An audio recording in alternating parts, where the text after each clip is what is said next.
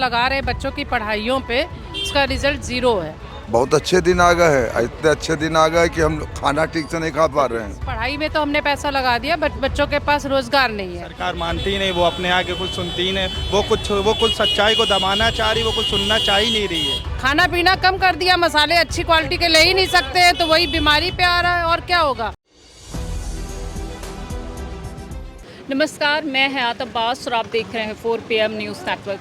जैसा कि आप सब जानते हैं कि हम जो आम इंसान हैं, आम जनमानस की समस्याएं हैं और जो भी उनके सवाल होते हैं सरकार से, उसको उठाते हैं और आप तक के पहुंचाने की, सरकार तक पहुंचाने की कोशिश करते हैं। लेकिन अब हिंदुस्तान ऐसा बनता जा रहा है कि जहां सच की आवाज़ को दबाया जा रहा है और कोई और नहीं, सरकार ऐसा कदम उठा रही है। जहां सोशल मीडिया पर लोग अपनी आवाज़ उठा रहे हैं, वहां उनकी आवाज़ कुचली जा रही है, उनकी आवाज़ को दबाया जा रहा है। खैर, हम लोगों के बीच हैं और मेरा सवाल आज यही है कि क्या सच की आवाज़ को दबाया जा रहा है और लोग इससे सहमत हैं। भैया, क्या नाम है आपका? मेरा नाम है मोहम्मद सैफ। मोहम्मद सैफ, जैसे आए दिन लगातार टीवी चैनल्स पे प्रतिबंध लग रहे हैं जो सच की आवाज़ उठा रहा है, तो क्या आप इससे इत्तेफाक रखते हैं? ये सच्चाई है इसमें? बिल्कुल सही बात मैम, क्योंकि जो भी सही बात कर रहा है आज के माहौल में, उसको जो नहीं है कहीं पे भी मैम देखिए इस तरह सा माहौल हो गया है कि लोग अपना नाम बताते हुए डरते हैं कि अगर हम अगर ज़रा सा कुछ भी कोई गलत वर्ड बोल दें, मतलब गलत वर्ड क्या, अगर सही भी बोल रहा है तो इंसान समझ लिए उसको एकदम गलत समझ रहा है। और नाम और धर्म के बेस पे मतलब बहुत से मैम देखिए कहीं पे भी लड़ाई झगड़ा हो रहा है, लोगों को मार रहे हैं, परेशान कर रहे हैं। और बाकी मैम रोज़गार देख लिया, मार्केट का हाल देख रही हैं, मतलब जैसे लग रहा है कुछ है ही नहीं मार्केट में। मतलब बड़ा सवाल सरकार से रोज़गार और महंगाई पर है, लेकिन उसको नज़रअंदाज करके हिंदू मुस्लिम में कन्वर्ट कर दिया। वो तो मैम आप देख ही रही हैं, माहौल के हिसाब से आपको बताने से क्या फ़ायदा। और बाकी मैम सबसे मेन जो है यहाँ पे मैम रोज़गार देखिए, एकदम मार्केट में एकदम सन्नाटा छाया हुआ है, कुछ है ही नहीं। हम लोग भी यहाँ पे एकदम बैठे रहते हैं, जैसे लगता ही नहीं है कि मार्केट में अब माहौल रह गया वैसा। कभी इससे पहले इतनी महंगाई थी किसी और? इससे पहले मैम हमें नहीं लगता इतनी महंगाई थी। 4-5 सालों में जितना माहौल ख़राब हो गया और उससे महंगाई बढ़ रही है, मतलब गरीब तुक्के का आदमी, ना नौकरियां मिल रही हैं मैम। हम लोग को भी देखिए इंटर पास है, लेकिन यहाँ पे मैम लगाना पड़ रहा है। देखिए, मोदी जी ने वादा किया था 2 करोड़ रोज़गार का, लेकिन रोज़गार कितना मिला है लोगों तक से पूछा है हमने। क्या नाम है आंटी? क्षमा मेहता। आपको लगता है महंगाई और बेरोजगारी इस वक्त सबसे बड़ा मुद्दा है? बिल्कुल मुद्दा हिंदू है। मुसलमान नहीं है कोई? नहीं, वो अपनी सोच पे है। और मेरा ऐसा मानना है कि हम माँ बाप इतना पैसा लगा रहे हैं बच्चों की पढ़ाइयों पे, उसका रिजल्ट ज़ीरो है। ज़ीरो इन द सेंस, पढ़ाई में तो हमने पैसा लगा दिया, बच्चों के पास रोज़गार नहीं है। और मेरा ऐसा मानना है कि सभी छोटे छोटे शहरों में अगर बड़ी कंपनीज लाई जाएं, तो उससे क्या होगा कि जो गरीब बंदा है उसको भी रोज़गार मिलेगा, और जो पढ़े लिखे हैं उनको भी रोटी पानी। और 2 करोड़ रोज़गार का वादा तो किया, वादा वो ऐसे ही पूरा होगा। और बड़े शहरों में आप कितना भर दोगे?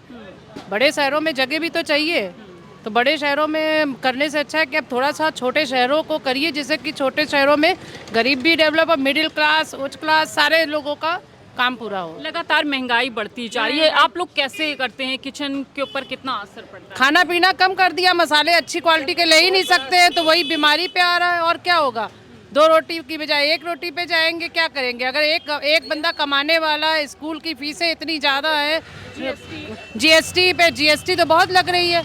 मतलब आप देखें कि एक नौकरी करने वाला इंसान उसका टैक्स भी पे कर रहा है, आपका क्या नाम है, आपकी सैलरी टैक्स भी पे करो, जीएसटी भी पे करो। टोल पे जाओ, टोल के हमको बोलते हैं कि टोल टैक्स नहीं लग रहा है, बट टोल टैक्स कहाँ नहीं लग रहा। मैं बेंगलोर से हूँ और बेंगलोर में हर जगह टोल टैक्स पे करना पड़ता है मुझे। क्यों पे करना पड़ता है? जब सब लोग बोलते हैं कि टोल टैक्स नहीं लगेगा, अब टोल टैक्स हट रहा है। मैं होसकोटे में रहती हूँ, आए दिन हमारा 10 चक्कर लगता है, 10 बार मुझे टोल टैक्स पे करना पड़ता है। मोहम्मद अमन जी, क्या लगता है आपको कि महंगाई बेरोजगारी इस वक्त सबसे बड़ा मुद्दा है? महंगाई बेरोजगारी के मुद्दे में सरकार को ध्यान देना चाहिए। इसमें शिक्षित पढ़े लिखे हो के सब देखिए, क्योंकि सब लोगों के बारे में सब कुछ समझाया जा रहा है, लेकिन सरकार मानती नहीं, वो अपने आगे कुछ सुनती नहीं। वो कुछ सच्चाई को दबाना चाह रही, वो कुछ सुनना चाह ही नहीं रही है। वो पता नहीं क्या और हर तरफ से जीएसटी लगाई दे रही, सब कुछ क्या सोच रहे महंगाई बेरोज़गारी के बारे में। ना कोई अच्छी नौकरी दे रही है, ना कुछ दे रही है। और अमीनाबाद में देखिए सब कुछ इतनी शॉर्टेज हो गई, इतनी जगहें भर गई हैं, ना कोई सब कुछ लेने से ना देने से, कोई चीज़ से सरकार से कोई मतलब नहीं। मोदी जी जो हैं समझ लिए कोई अच्छा देश के विकास नहीं कर पा रहे हैं वो। मोदी जी तो खूब रैलियों में जा रहे हैं, पहलगाम का हमला देखा, कितनी दहशत। पहलगाम का इतना तो बहुत है, लेकिन अब कोई वही नहीं है मैडम, आप जान ही रही हैं क्या है क्या नहीं है।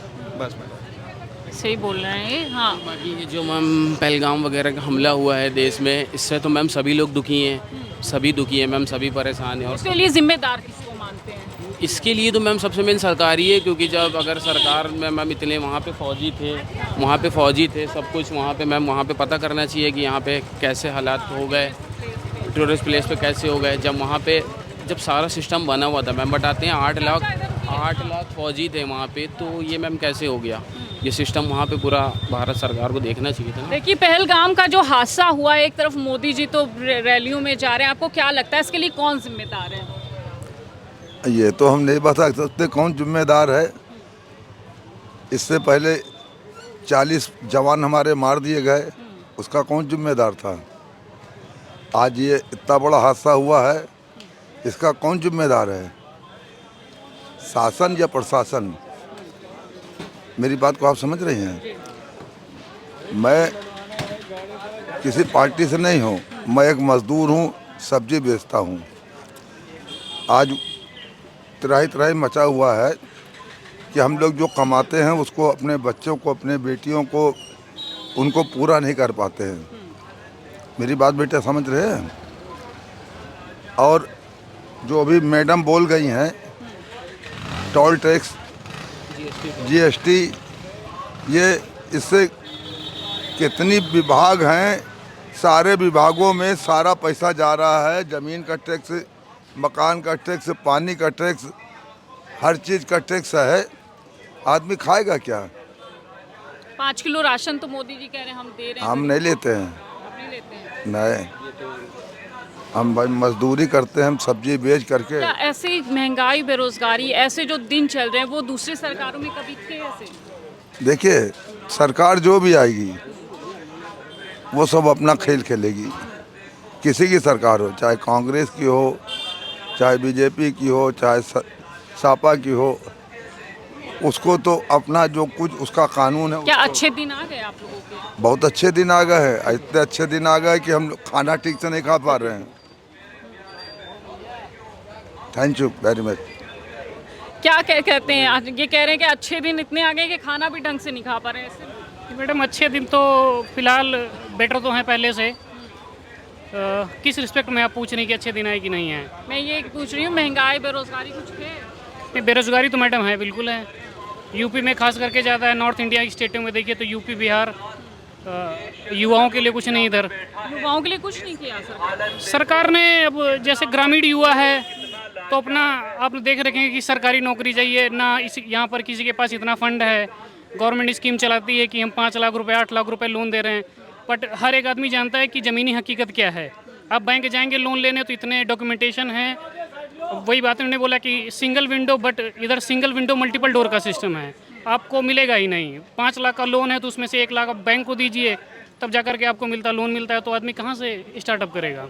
क्या नाम है आपका? जी, मेरा नाम शाहनवाज है। क्या लगता है इस वक्त सबसे बड़ा मुद्दा आम इंसानों के बीच कौन सा है? महंगाई, बेरोजगारी, कोई ऐसा? महंगाई है, बेरोज़गारी है, और औरतों के ऊपर जो जुल्म जो हो रहा है ये सब है। आदमी उसके ऊपर बात नहीं कर रहा, महंगाई के ऊपर। हिंदू मुसलमान, ये सब क्या है? ये सब, इससे कोई फ़र्क नहीं पड़ेगा किसी को कि आप हिंदू मुसलमान कर रहे, लड़वा रहे सबको। आप ये दिखाइए कि महंगाई कितनी है, आप ये नहीं दिखा रहे। आप ये नहीं दिखा रहे हो कि किसी के पास है खाने को, किसी के पास नहीं है, वो नहीं दिखा रहे हो। आप दिखा रहे हो खाली बस हिंदू मुसलमान। और जो चैनल्स दिखाते हैं उनकी आवाज़ दबाई जाती है। उनकी आवाज़, मैं चैनल वालों का सबका शुक्रिया अदा करता हूँ जो ईमानदारी दिखाते हैं, और जो ये गद्दार हैं चैनल वाले जो आजकल जो बोल रहे हैं, सब उल्टा सीधा दिखाते हैं, मैं उनके खिलाफ हूँ। पहलगाम के हमले के लिए आप किसको जिम्मेदार मानते हैं? जिम्मेदार तो देखिए ये सरकार खुद है। इसमें बॉर्डर, इतने बॉर्डर हैं, 3-3 बॉर्डर हैं। बॉर्डर पे आप कहाँ से आ गए वो, और उनके पास कहाँ से असले आ गए? आप सो रहे थे कि जाग रहे थे, क्या कर रहे थे? ये तो सरकार जिम्मेदार है। 3-3 4-4 बॉर्डर है, बॉर्डर पे चेकिंग होती है, पुलिस होती है। पुलिस कहाँ गई थी? पुलिस क्या कर रही थी उस टाइम पे? सो रही थी पुलिस। पुलिस का काम था चेकिंग करना, पुलिस ने नहीं किया। पुलिस ने ये नहीं दिखाया कि पुलिस कहाँ गई थी, सो रही थी उस टाइम पे। अरे बताइए, बेगुनाह बेचारे मासूम बच्चे थे, सब थे, मार दिया सबको। ये क्या तरीका है? ये तो हमें लगता है कि सरकार की नाकामी है, पूरी तरह से नाकामी है। फिर मोदी जी से सवाल पूछ रहा है पहलगाम के हर शहीद का परिवार कि और कितना समय उन्हें चाहिए होगा, और देश का हर युवा ये सवाल पूछ रहा है सरकार से कि आखिर जो उनसे वादे किए गए थे वो कब पूरे होंगे। हर जो व्यक्ति है, जो मार्केट में जिनसे मैंने बात की, उनका यही सवाल है कि जो वादे किए गए सरकार के द्वारा वो आखिर कब पूरे होंगे। ये बड़ा सवाल है, और इसी तरह के सवाल हम लोगों से पूछते हैं और हम आपको हकीकत दिखाने की पूरी कोशिश करते हैं। फिलहाल आपको हमारी ये बातचीत लोगों से कैसी लगी हमें कमेंट बॉक्स में ज़रूर बताइएगा। कैमरा पर्सन सत्यनारायण के साथ मैं हयात अब्बास, 4 PM न्यूज़ नेटवर्क।